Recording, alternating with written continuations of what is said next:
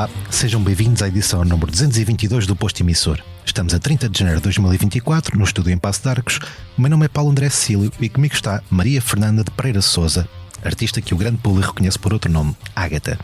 Nascida em Lisboa a 11 de novembro de 1959, fez parte das Cocktailidas Doce, atingiu um enorme sucesso na década de 90 através de temas como Perfume de Mulher e prepara-se agora para celebrar meio século de carreira com um espetáculo no Casino Estoril a 5 de Abril, que já se encontra esgotado. Ágata, bem-vindo ao podcast da Blitz. Olá, muito obrigada pelo convite.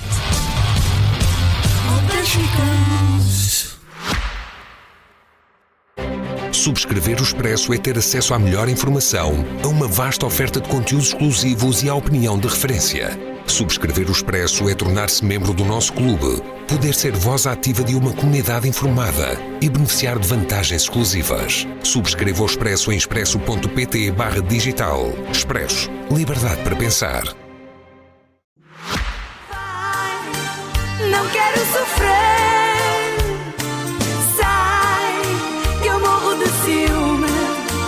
Ai, desse perfume da outra mulher. Por isso sai. Comecemos por este concerto no Casino Estoril. 5 de Abril de 2025, 50 anos de carreira. Esperava atingir também o número? Sinceramente, eu nunca espero por nada. A vida vai-se desenrolando e as coisas vão acontecendo naturalmente. Eu acho que aí é que está a grande expectativa de que a vida nos traz coisas que não estamos à espera. Numa publicação recente no Instagram, a Ágata escreveu: precisamos aprender a ser gratos não apenas pelas coisas boas, mas também pelos desafios que nos fazem crescer.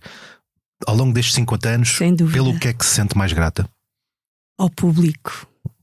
Nunca me abandonou e esteve sempre presente quando eu mais precisei, no lançamento dos meus álbuns, nas minhas novas músicas, nos meus concertos. Faz sempre sentir essa massa que vem para me apoiar, aplaudir, cantar e fazer uma festa. E qual é que foi o maior desafio ao longo destes 50 anos? O desafio foi conseguir alcançar o meu primeiro sucesso. E isso só aconteceu ao fim de 20 anos. Eu costumo dizer que foram muitos a enrolar frangos ou a virar frangos. Este concerto irá contar com convidados como Romana, Sérgio Rossi, Ana Bacalhau, Marisa Liz, Miguel Araújo. Para além de ocuparem os mesmos terrenos musicais, por assim dizer, os dois primeiros são seus sobrinhos. Há aqui uma ligação efetiva, portanto. Quanto aos outros três, o que é que a levou a convidá-los?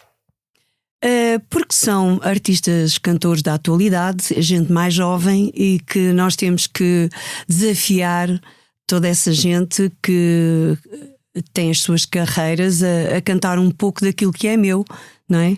Fazermos assim um desafio, uma troca. E já houve algum ensaio geral para os concertos? Mas vai haver. Mas já gravámos, está tudo gravado. Já aconteceu em estúdio. E há um concerto que irá contar com uma reunião das Cocktail. Sim, isso era surpresa. Mas, aquelas meninas é que elas abrem a boca e falam demais. Como é que se processou esta reunião? Quem é que falou com quem? Eu?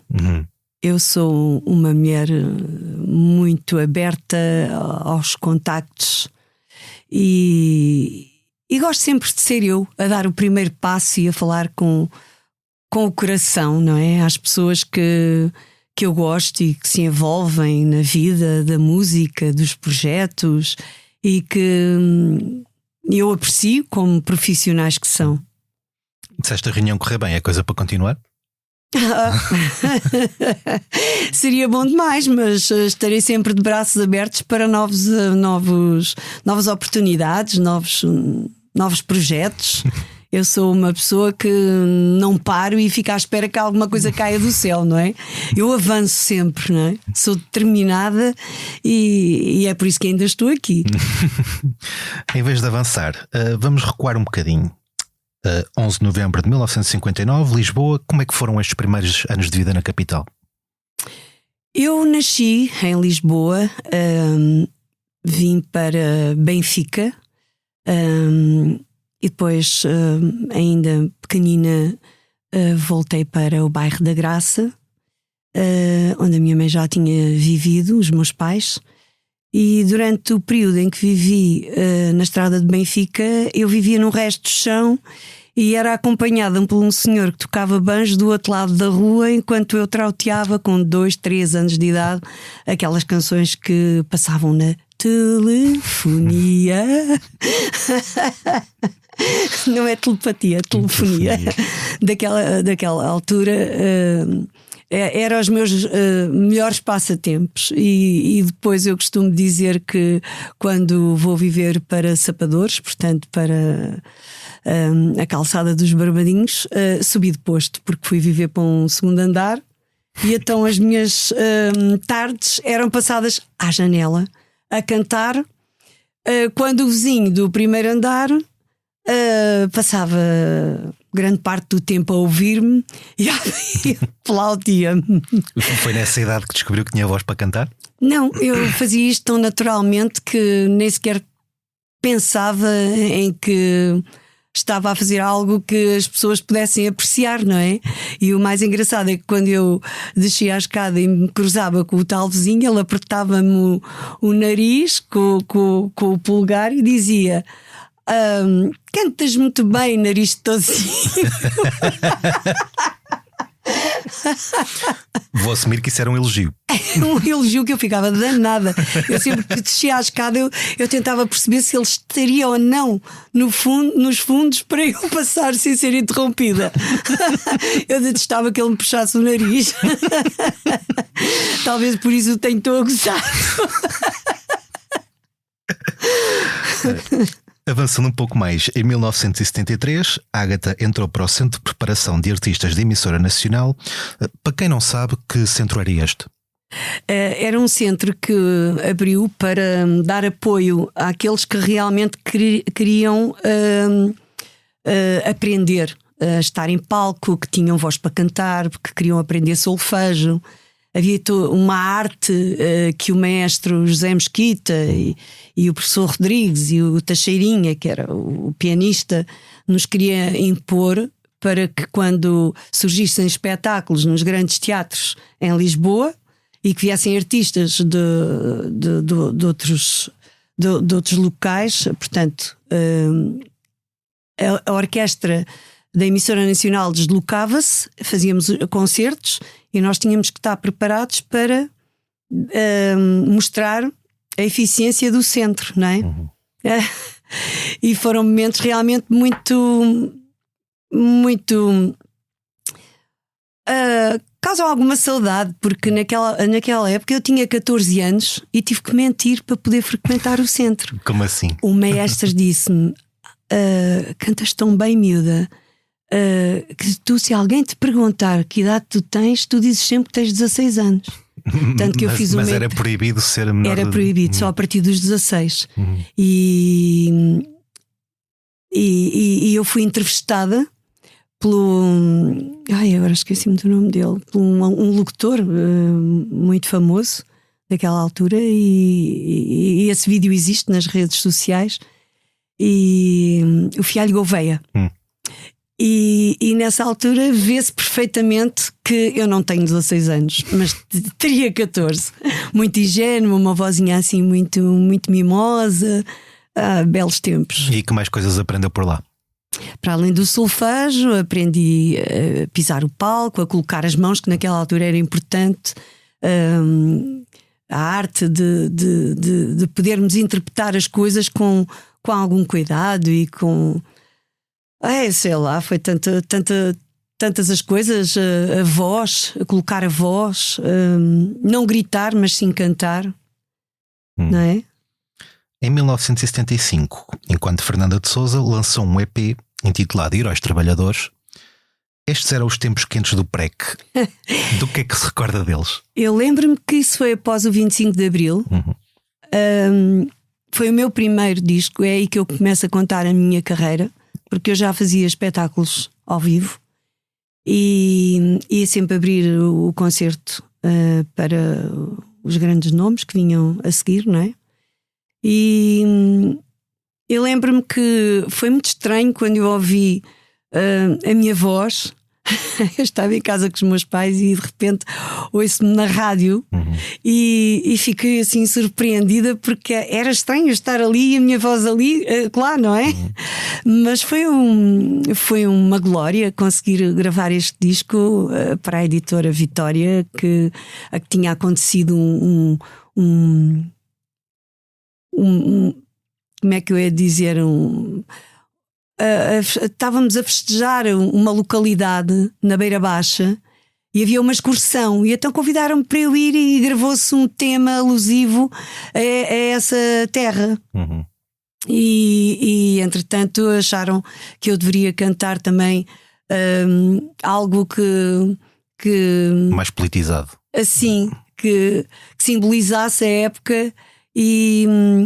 E nessa altura o coro da Gulbenkian foi quem pronto, e o mestre Rocha Oliveira foi quem participou nesse primeiro disco. A direção foi dele, portanto ainda há aqueles coros que se usavam antigamente, não é? eu fiz esta pergunta e isso, para mim, é uma canção extraordinária. É? Ainda bem que estou. Mas tenho uma vozinha assim bem angelical. Sim, não é? exatamente. Falar em coisas angelicais, uma das mais tenurentas memórias de uma geração é sem dúvida o genérico da Abelha Maia. É verdade, sem dúvida. Como é que surgiu esse convite à altura? Nós convivíamos muito com o Tosé Brito, porque nessa época eu já fazia parte de um agrupamento feminino, as Cocktail, e o Tosé gostava imenso de me ouvir cantar. E disse-me: Agatha, tu não quererás gravar o genérico de uma banda desenhada que vamos lançar aqui no nosso país? E quando é para cantar eu nunca disse não, não é? Nunca me interessou se era pago, se tinha royalties, se não. O que eu queria era cantar, e então estava sempre disposta.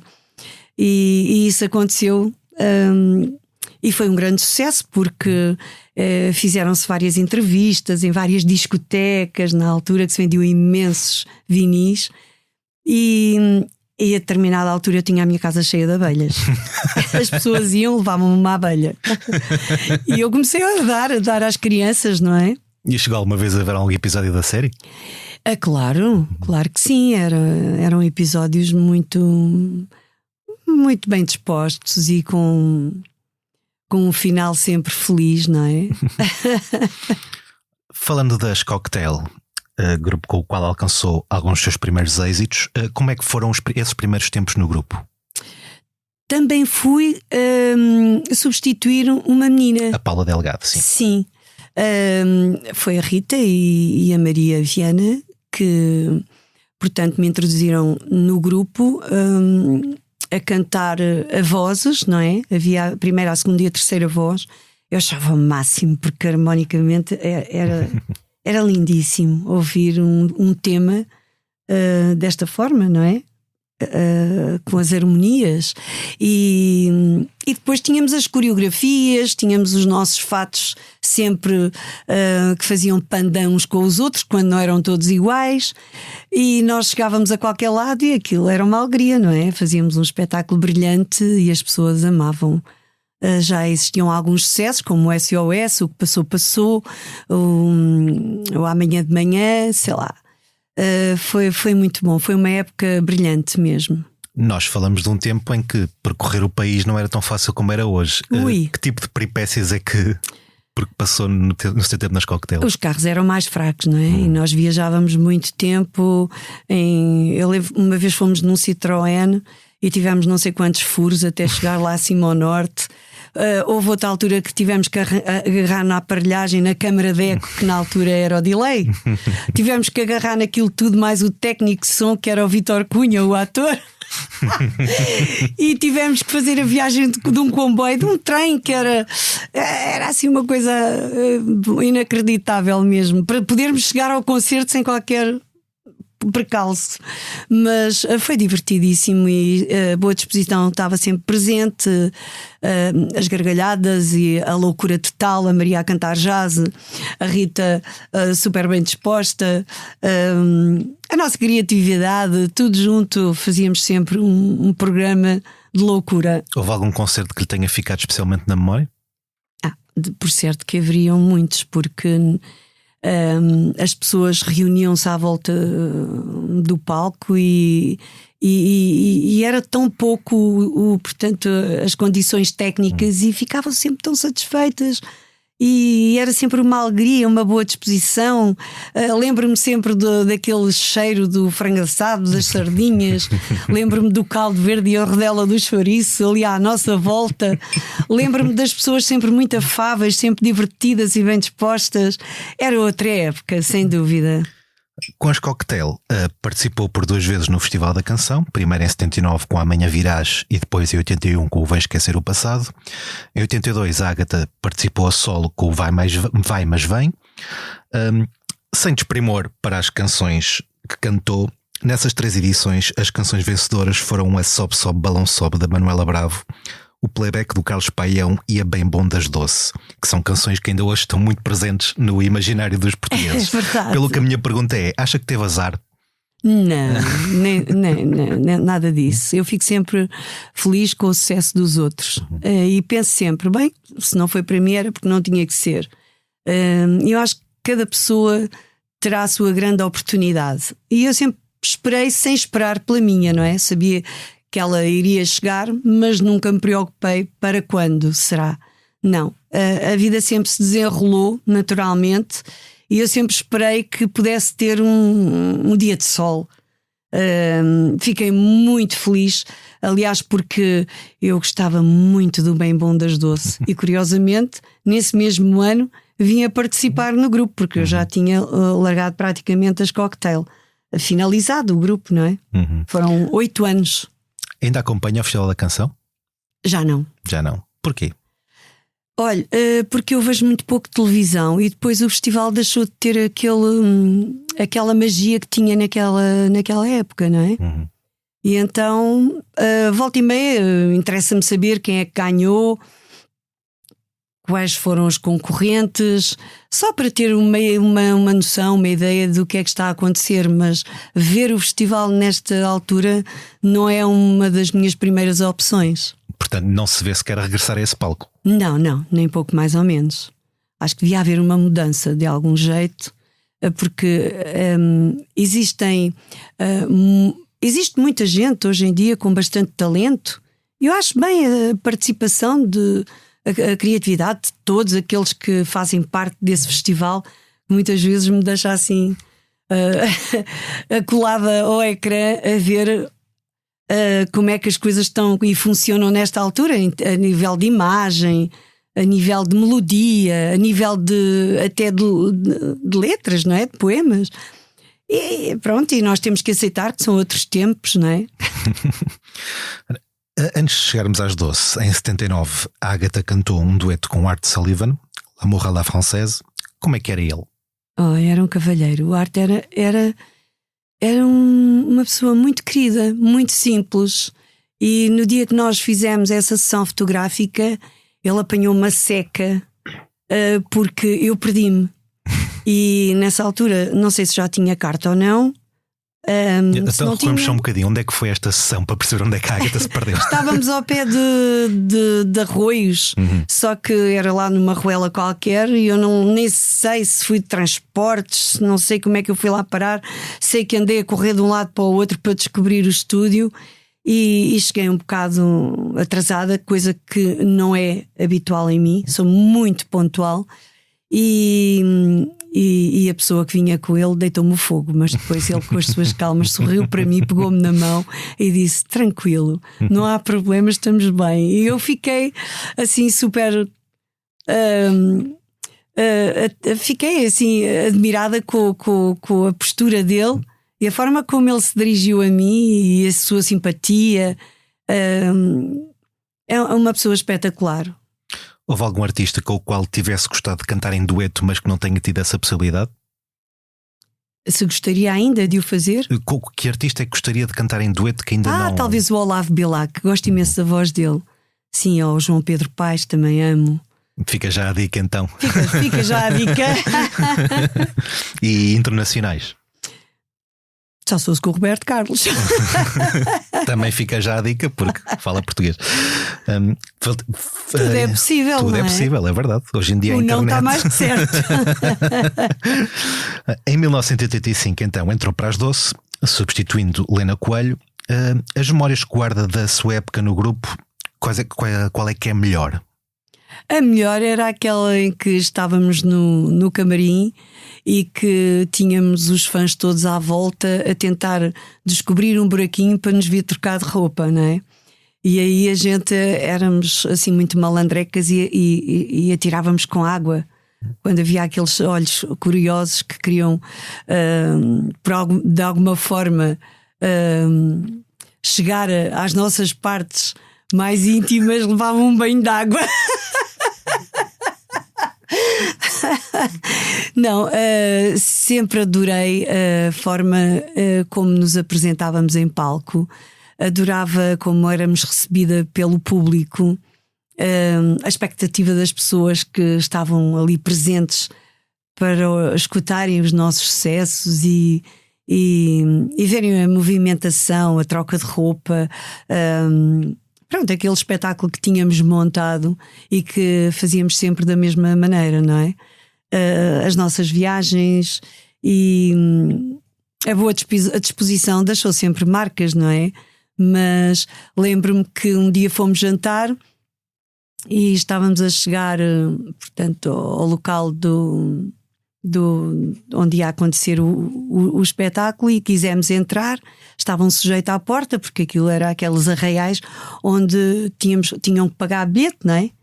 E o sujeito disse: olhete, faz favor.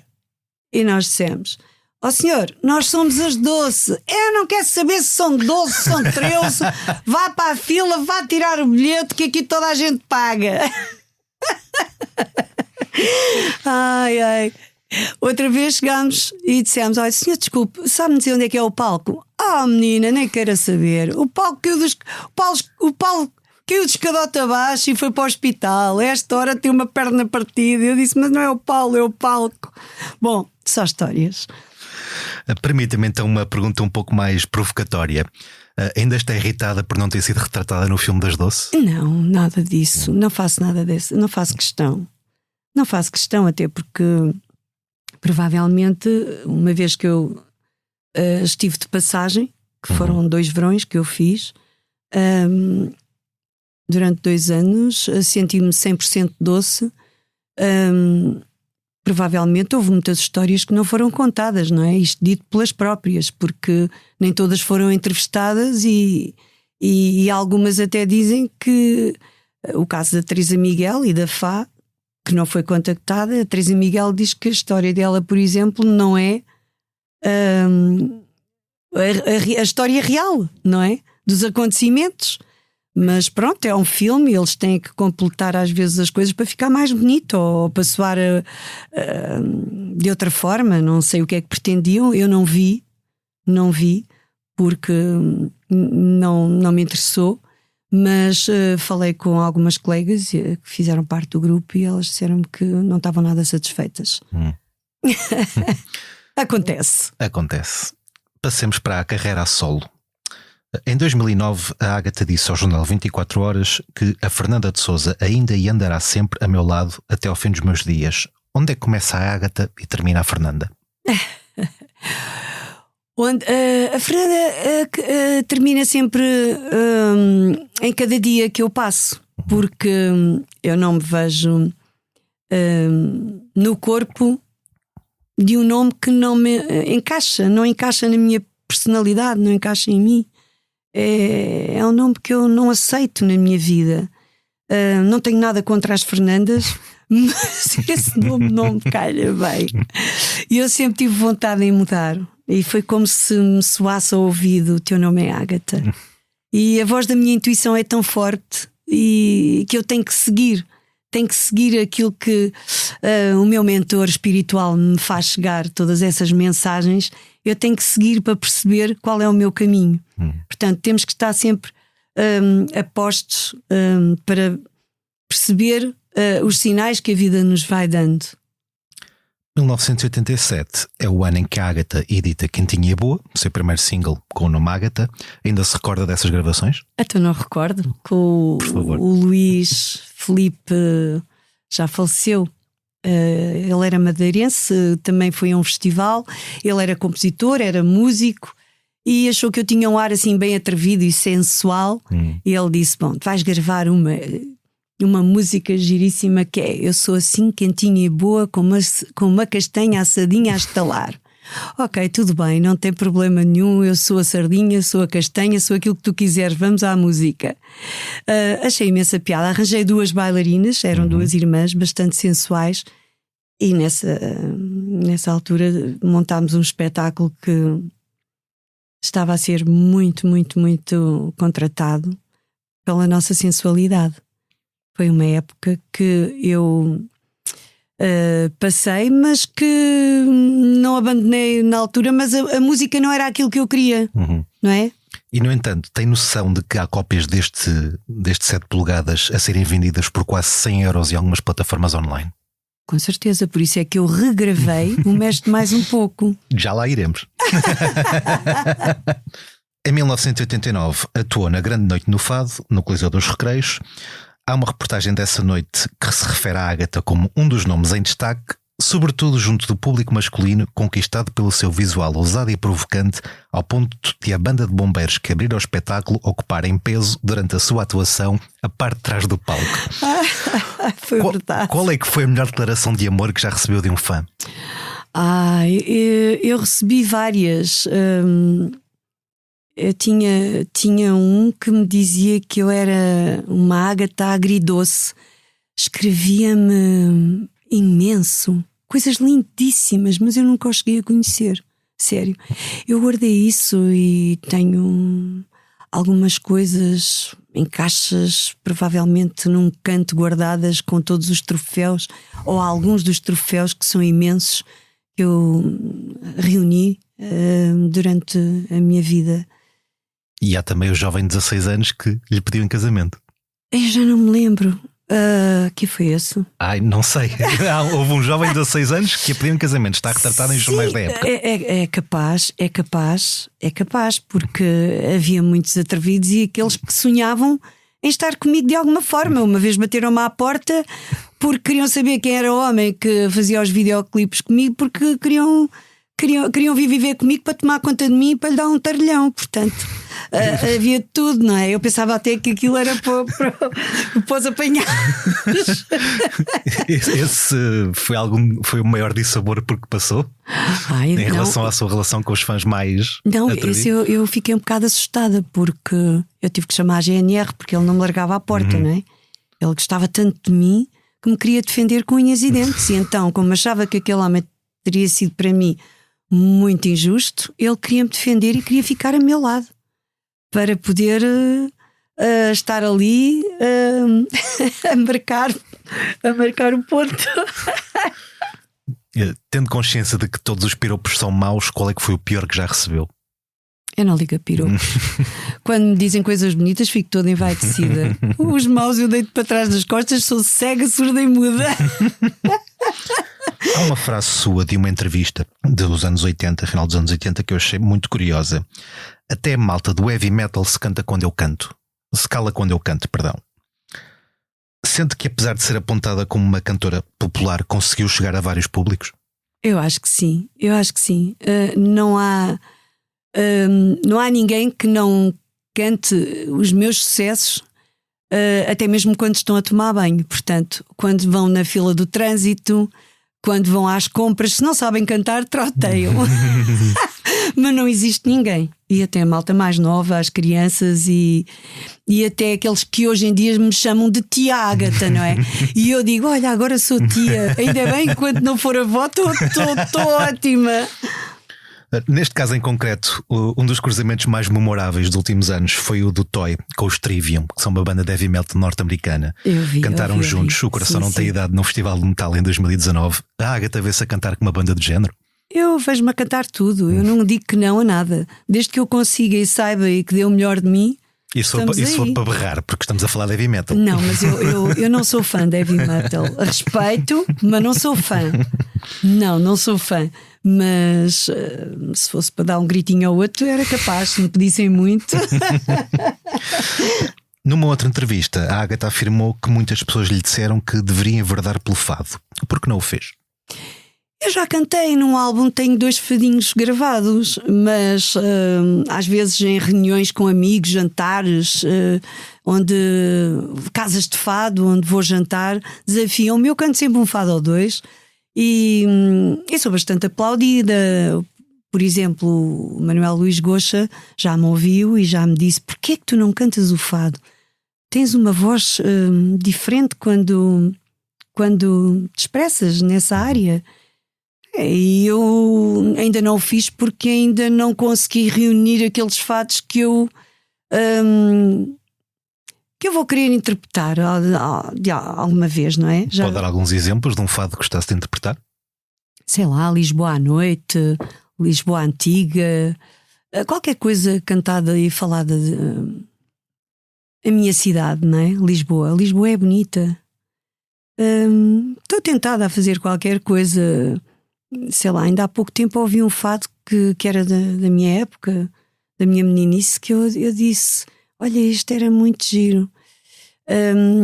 Mas ainda não me preocupei em fazer uma listinha de fados que irei um dia interpretar, mas não está fora essa possibilidade, continua em mim.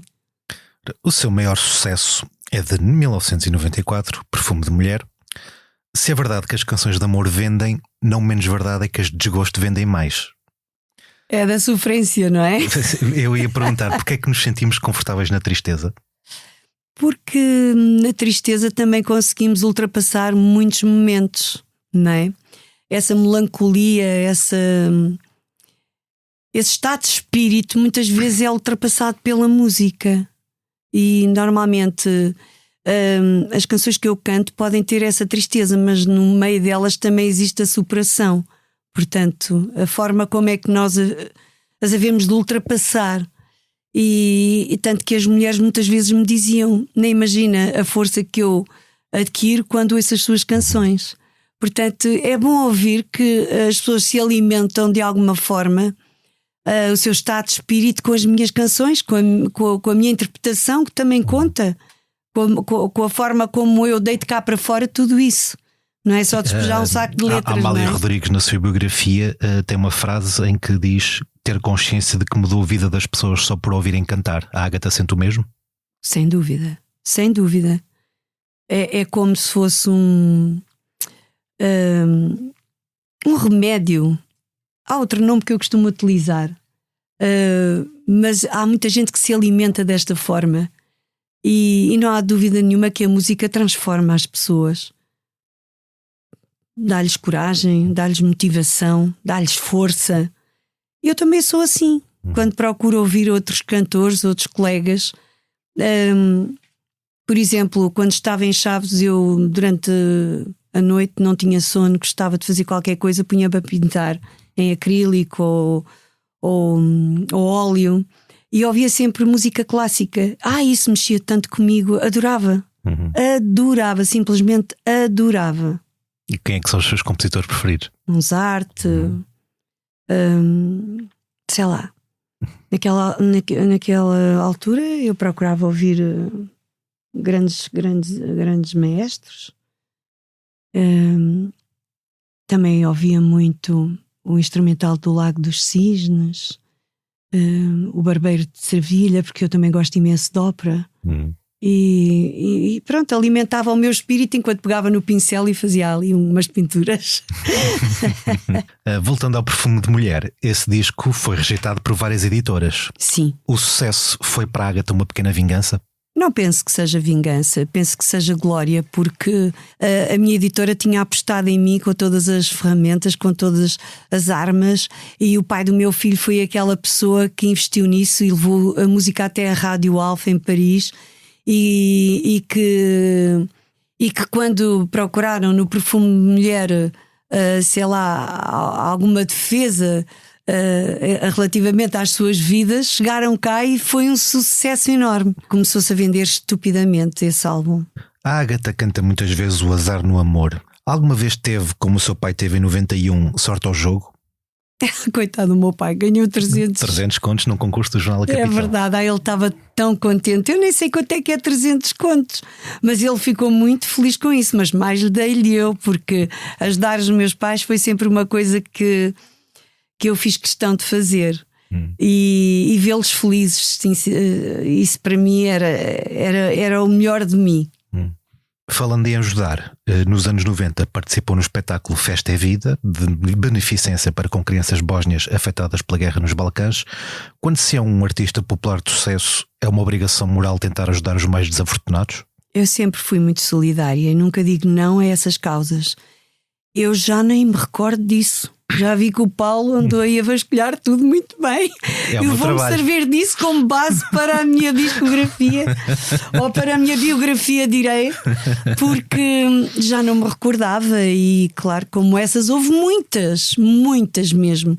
Estou sempre pronta a ajudar o próximo. Acho que isso, se todos fôssemos assim, o mundo era melhor, era mais cor-de-rosa. Uma das grandes polémicas da década de 90, polémica entre aspas, foi a hipótese de vir a transmitir o parto do seu segundo filho, Francisco, em direto. Teria sido. Isso não veio a acontecer. A Ágata já se disse arrependida de não ter acontecido. Mantém a opinião? Mantenho, porque deveria ter gravado esse momento lindíssimo que qualquer mulher pode se orgulhar. Mas é um momento muito íntimo. Porque transmitiu para milhões de pessoas. Repare, eu tinha montes de fãs e o Francisquinho era um bebê que muita gente esperava com muito entusiasmo e eu queria partilhá-lo com o meu público, mas de uma forma poética, não para escandalizar as pessoas, não é? O corte do cordão umbilical, o bebê no ar, partes que não fossem chocar, portanto, a opinião pública, não é? Mas momentos em que uma mãe gosta de partilhar com outras mulheres. Portanto, a minha ideia era fazer uma coisa completamente diferente daquela que foi imaginável. As pessoas imaginaram-me ali de perna aberta a parir. E não era essa a realidade do meu desejo, não é? Tive muita pena de não partilhar isso, até porque iria ficar hoje com umas imagens lindíssimas do nascimento do meu filho. Já teriam viralizado nas redes sociais, de certeza. Assim, eu acharia lindíssimo, até porque hoje em dia isso vê-se assim ao pontapé, não é? Hoje vê-se tudo e mais alguma coisa, não é? Mas naquela altura acharam que era ridículo expor um momento tão lindo, tão poético, embora fosse tão íntimo, não fazia ideia de o expor assim de uma forma tão drástica, tão violenta, nem sei que nome é que é de dizer. Avancemos. 2005, editou o álbum Abençoada. Quão grande é a sua fé? Muita. Costuma ir à missa? Eu tenho a comunhão solene, tenho a profissão de fé, sempre andei na catequese, sempre fui à missa. Hoje falo com Deus, muitas vezes entro numa igreja e estou ali um bocadinho numa meditação minha. Outras vezes até ouço quem está por trás a dar a palavra, seja na igreja evangélica, seja na igreja cristã, seja naquela que for. Eu gosto de ouvir a palavra e gosto de música principalmente, e vou muito às igrejas evangélicas porque acho bonito, sinto-me bem, venho de coração cheio quando existem louvores ao Senhor, não é? Não me interessa se é isto, se é aquilo, se é aquilo outro, não me importa a crença. O que me interessa é vir de coração cheio. E hoje em dia, todos os dias, quando acordo, acendo uma velinha à Nossa Senhora. Todos os dias o faço. Aquelas velinhas, está a ver, de prata, aquelas pequenininhas. Todos os dias lhe agradeço por mais um dia na minha vida. Em 2014, a Ágata chegou a anunciar o seu fim de carreira por não estarem reunidas as condições para manter o mesmo nível de atuações. Que falta de condições eram estas? Olha, a música estava muito banalizada. Começaram a aparecer os playbacks em força, muita gente não cantava. Eu queria apresentar um espetáculo com músicos e o mercado não estava preparado e não tínhamos condições. Eu não tinha condições, não me davam condições para eu poder cantar. Eu achei que era desnecessário andar a correr seca e meca para me apresentar de uma forma que não me deixava tão satisfeita. Hoje em dia eu estou a fazer isso. Sim, e imagino que alguma coisa tenha mudado para ter recuado nessa intenção. Não é? Hoje em dia eu estou a fazer isso. Eu só canto com músicos, portanto eu não subo a palco em playback instrumental. A não ser que esteja numa festa e me peçam, olha, canta aí 2 ou 3 e vão buscar um instrumental à internet e eu progresso, uma espécie sou de karaoke. simpática. Pronto, uma espécie de karaoke que eu faço. Agora, o meu espetáculo tem que ter tem que ter algumas condições, porque senão não vale a pena, não é? E nós andarmos quilómetros e mais quilómetros para ir demonstrar um espetáculo que não nos deixa satisfeita, então não vale a pena, é preferível ficar em casa. E eu, graças a Deus, consigo fazer essa escolha, não é? Há 2 anos, como já aqui abordámos, reeditou a Mexe-te Mais Um Pouco, que obteve um enorme sucesso. O Fernando Alvim disse até que era o regresso mais inesperado de 2023. Tinha noção do estatuto que esta canção tinha junto da comunidade LGBT? Eu nunca pensei nisso, mas sempre fui muito amada e muito acarinhada por esse público e não tenho qualquer preconceito. Eu gosto de me entregar e de cantar o que eles querem ouvir. Portanto, eu faço questão sempre de melhorar tudo, não é? Eu estava a fazer um espetáculo aqui num centro em Lisboa para a causa animal e de repente a sala foi invadida por um grupo e todos eles me pediram para eu cantar essa música. Eu não estava preparada, mas pedi para colocarem no YouTube o tema e dei-lhes esse gosto, porque eles invadiram a sala e fizeram uma festa enorme comigo. Eu cantei tudo nesse dia, foi ótimo. E eu prometi, eu vou regravar o tema, e fiz um videoclipe e apareci em força. E amei. Irá eventualmente buscar outros temas mais antigos para regravar também? Se eles quiserem, estou aqui. Em 2017, a Ágata foi candidata da coligação CDS-PP-MPT à vice-presidência da Câmara de Castanheira de Pera. Ficou-se por 4,5% dos votos. O que é que ele levou a fazê-lo? Olha, eu não percebo nada de política. Tinha havido aquele terrível incêndio e a minha ex-sogra era dessa localidade e vieram-me desafiar para um partido liberal. Eu não percebo nada de política, atenção. Portanto, não era PS, não era CDS, não era nada, era independente. E eu disse, se for para ajudar as pessoas, tudo bem, eu vou. Quando lá cheguei, percebi-me que estava no CDS. Não tenho nada contra, deixem-me ficar, olha, venham elas. Agora, claro, se fosse realmente para fazer alguma coisa para ajudar as pessoas, criar condições de vida, criar algum movimento em prol dos necessitados, eu estava ali para a batalha. Agora política não me fala nisso. Vê-se a fazer o mesmo ou não?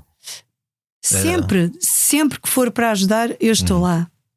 Para algum partido em especial ou independente? Independente. Eu não percebo nada de política. Todos dizem que fazem e não fazem nada. Por isso a gente nunca sabe, porque quando a gente quer dizer, entre aspas, quando querem ganhar alguma causa, dizem sempre A, B, C e D. Depois, quando a situação está a ganha, a gente nunca vê as coisas a acontecer. Por isso, muitas vezes, olha, eu nem voto, porque isto é realmente complicado dizer isto, mas às vezes sinto-me tão confusa que não consigo fazer uma escolha. Não consigo decidir o que é que eu quero, não é? O que é que aquela pessoa vai realmente dar, não é? Pode ser que este ano as coisas mudem. Chico.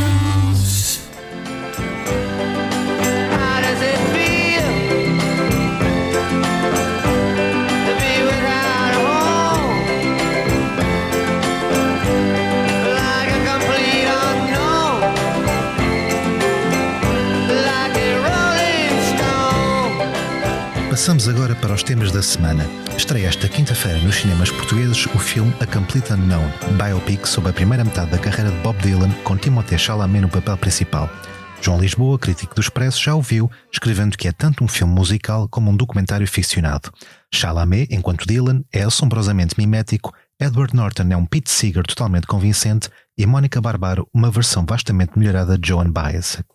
A Complete Unknown foi nomeado para 8 Oscars, incluindo para melhor filme, melhor realizador, melhor ator secundário e melhor atriz secundária. Ágata, quem é que gostaria que interpretasse num filme sobre a sua vida? Nunca pensei nisso. Nunca pensei nisso. Aquela atriz que você olha para ela, epá, podia ser igualzinha. Não faço ideia. Talvez a Margarida Villanova. É uma querida. Bonita, jovem, sei lá. Não faço ideia. Sinceramente, hoje em dia há tanta gente boa a representar. Ou a Norton de Matos. É assim o nome dela, não é? Bárbara Norton de Matos. Bárbara Norton de Matos, sim.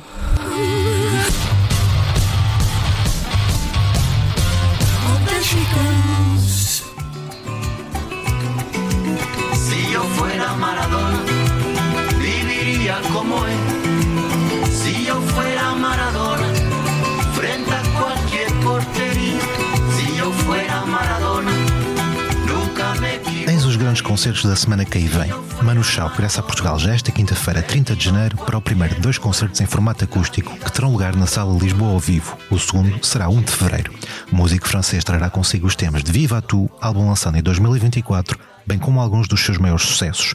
Tanto um espetáculo como o outro já se encontram esgotados. Os Linda Martini irão apresentar o seu novo álbum, Passa Montanhas, na Lisboa ao vivo a 31 de janeiro e no Art Club no Porto a 1 de fevereiro. O Festival Sons de Vez, em Arcos de Valdevez, arranca este sábado, 1 de fevereiro, com um concerto dos Capitão Fausto. Por ali passarão, até final de março, nomes como Mazgani, Ana Lua Caiano, Selmo Amus, Ana Moura, Last Internacional ou Uma Morta. Ágata, depois deste concerto no Casino Estoril com o qual abrimos a conversa, o que é que se segue? Um grande verão. Mas férias, portanto. Não, férias não ambiciono férias. Eu ambiciono estar com amigos, família e trabalho. Neste momento não me apetece ter férias porque eu estou muito focada no meu trabalho. E quando é que vai começar a pensar no concerto dos 60 anos de carreira? Ai, não sei, acho que isso não vai acontecer. Os 50 é meio século, faz mais sentido.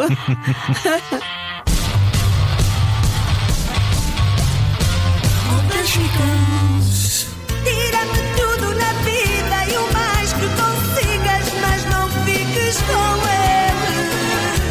ele. Chegamos assim ao final de mais um posto emissor. Muito obrigada, Ágata, por se ter juntado a nós.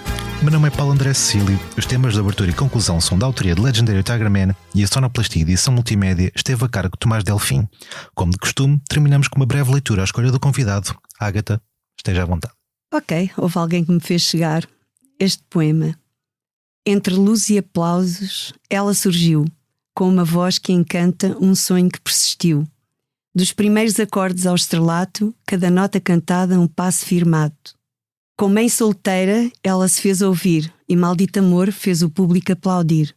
Entre palcos e canções, ela se revelou a artista completa que o tempo consagrou. De Abelha Maia ao Festival da Canção, sua voz ecoou, tocou o coração. E agora, ao celebrar 50 anos de estrada, ela olha para trás com gratidão na jornada. Cada palco, cada canção, um capítulo a mais. Na história de uma estrela que nunca se desfaz. E assim, com amor e dedicação, Ágata segue cantando, encantando a nação. No dia 5 de Abril, no Casino de Estoril.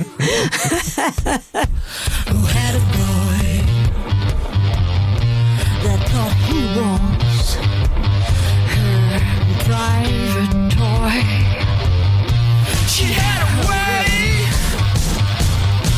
to get things done. Oh, there she goes.